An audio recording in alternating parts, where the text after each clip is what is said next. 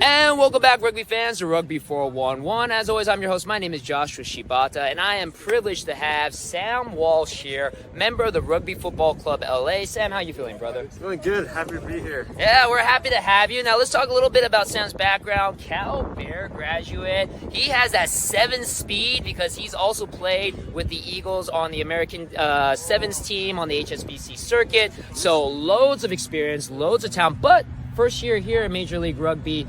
How do you feel so far with that transition of going from 7s team to the 15s here in Major League Rugby? Yeah, it's definitely been a cool transition coming back from 7s to 15s. Loving LA, loving the new team, hanging out with the boys, and just kind of getting to know everyone.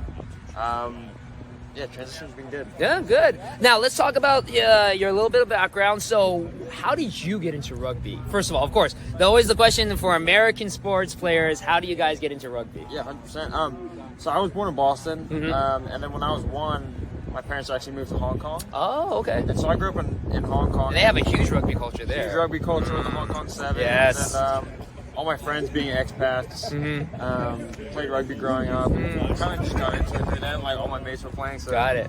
just jumped in. So then from there, was the goal to play for the Hong Kong national team, or was the goal eventually always to come back to America and try to play? Yeah, it was always to play for the U.S. Like I always wanted to play 7s for the U.S. Got it. 15s as well. So kind of coming here and transitioning to 15s kind of aligns my goals and what I want to do with my rugby career. But then when you got to Cal, was the goal to just focus on 7s, or was the goal to play both? The cool thing about Cal when I was there was that we got to play 7s and 15s. Right. So it kind of let me itch both of those desires, really. And yeah, kind of go after that. Now, for those who don't know, 7s and 15s are technically 2 completely different beasts, right? So what is the appeal for you of 7s compared to 15s? And then I'll switch the question around after that. But what's the appeal to you for 7s, first of all? So 7s, it's a quick game. Games are 14 minutes long, 7-minute halves. So it's a very fast-paced game. But a lot of conditioning. A lot of conditioning, a lot of running. The athletes are like next level, so probably the fittest athletes. Oh, I think so, yeah. Yeah, and then the skill level as well is just unbelievable. So really high pace for someone just starting to launch. And then 15s, Right. It'd be more tactical, 15 on 15, longer games. One game on the weekend. No, don't have to worry about the 3. Yeah. Yeah, when I first got into rugby, I actually got into 7s first. Okay. 7s because 7s is, I always tell people on the show, 7s is like rugby for people with ADD that just can't sit through, even though, honestly, rugby is one of the fastest games compared to like baseball or football, American football. Yeah. But yeah, 7s, like you said, 14 minutes, boom, you're done. Oh, wow, great. Yeah. But then you start to see how you guys are playing, and then you got to do that 2, maybe 3 times a day, 6 times possibly a weekend. I mean, that's brutal. Yeah, that is it's brutal. proper, Yeah, especially also too, you're playing in those high temperature areas or high humidity areas like Hong Kong or Australia. I mean, again, when you said about fittest people, I do believe rugby 7s players are some of the fittest people in the world if you want to play that game. But now here you are in 15s, and here you are with Major League Rugby. How ecstatic were you to find a home here in LA? Oh, super excited. Was based in San Diego before I was here, and so staying in California and being close as well.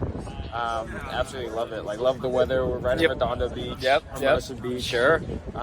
So yeah, it's been bliss. Now, again, a lot of your teammates and you have just met each other for maybe less than a month. Anybody on the team that when you first met them, you're like, that guy, I like that guy, we're going to be buddies? Probably my 2 roommates. Okay. Yeah, really enjoy Taz and Niall. So yeah, like our house has been good. So those 2 guys for sure. I can imagine. Now, also too, coming into Rugby Football Club LA, a brand new franchise, obviously, as a lot of people know who know about rugby, culture is so important with the team.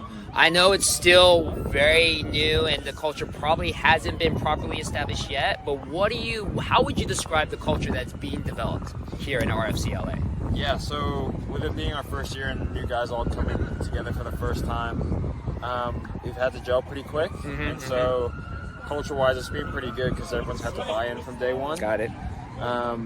no previous agendas or no previous things teams would have done. So it's been good. Like, boys have been gelling well, going on coffee dates. Yeah, there you go. There you go. Hey, this is a great way to gel. Food. Yeah, 100%. So just doing little things that we can together to get our connections and as well as just enjoy each other's company. That's awesome. That's awesome. Now, of course, last thing to ask you, we are less than 2 weeks away from the home opener against Dallas.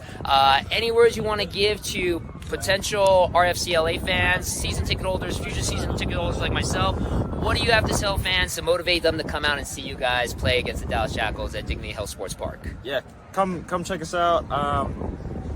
New team, new year, great way to kick off the sporting year. So come join us and come enjoy. Rugby's a cool game. It complements a bunch of different sports, so come and enjoy. Yep. Love to have you. I couldn't say it better myself. Well, again, Sam, thank you very much for joining us on the interview. This is for Rugby411, and we'll see you on the pitch.